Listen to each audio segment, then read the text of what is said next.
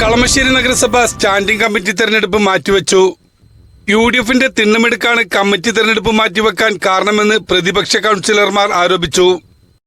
കളമശ്ശേരിയിൽ group തർക്കം രൂക്ഷം. സമയത്തിന് നോമിനേഷൻ നൽകാനാകാതെ UDF. LDF പത്രികകൾ എതിരില്ലാതെ സ്വീകരിച്ചു.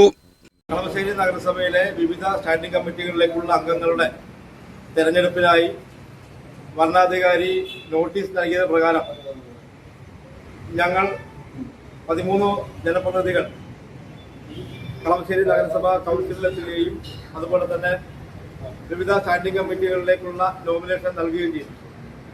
നിശ്ചയിക്കപ്പെട്ട സമയം 10:45 മണിക്കും അകം നാമനിർദ്ദേശ പത്രിക സമർപ്പിക്കണമെന്നുള്ളതാണ്. എന്നാൽ 10:40 ശേഷം 10:50-55 കഴിഞ്ഞപ്പോൾ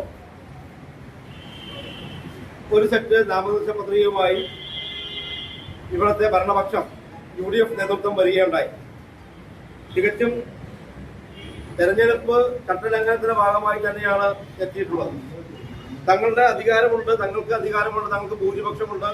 തങ്ങളുടെ ഭൂരിപക്ഷം ഉപയോഗിച്ചുകൊണ്ട് തങ്ങളുടെ ഇഷ്ടം പോലെ ഇഷ്ടമുള്ള സമയത്ത് തെരഞ്ഞെടുപ്പ് കമ്മീഷന്റെ സമയക്രമമോ അവരുടെ ചട്ടങ്ങളോ ഒന്നും ഞങ്ങൾക്ക് ബാധകമല്ല. ഞങ്ങളുടെ സമയം നിശ്ചയിച്ചിട്ടുണ്ട്.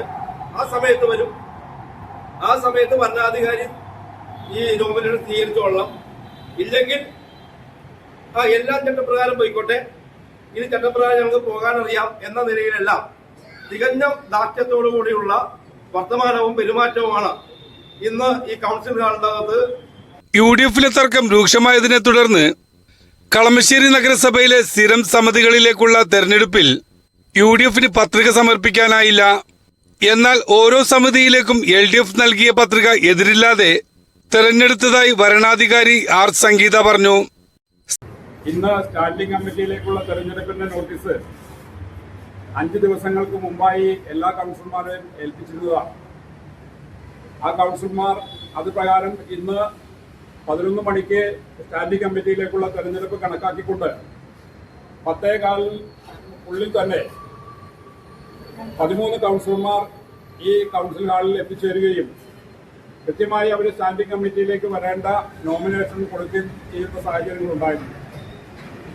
എന്നാൽ 10:45 ശേഷം ബഹുമാനപ്പെട്ട ചെയർമാന്റെ നേതൃത്വത്തിൽ ബാക്കിയുള്ള മുഴുവൻ കൗൺസിലർമാരുടെയും നോമിനേഷനുമായി വരണാധികാരിയെ കാണുകയും അത് ക്രമപ്രശ്നം ഞങ്ങൾ ഉന്നയിച്ചതിന്റെ ഭാഗമായി നോമിനേഷൻ സ്വീകരിക്കാത്ത നില വരികയും ചെയ്തിട്ടുണ്ട്.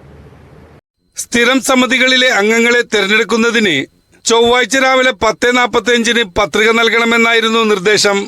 LDF അംഗങ്ങൾ കൃത്യസമയത്ത് തന്നെ നോമിനേഷൻ നൽകി.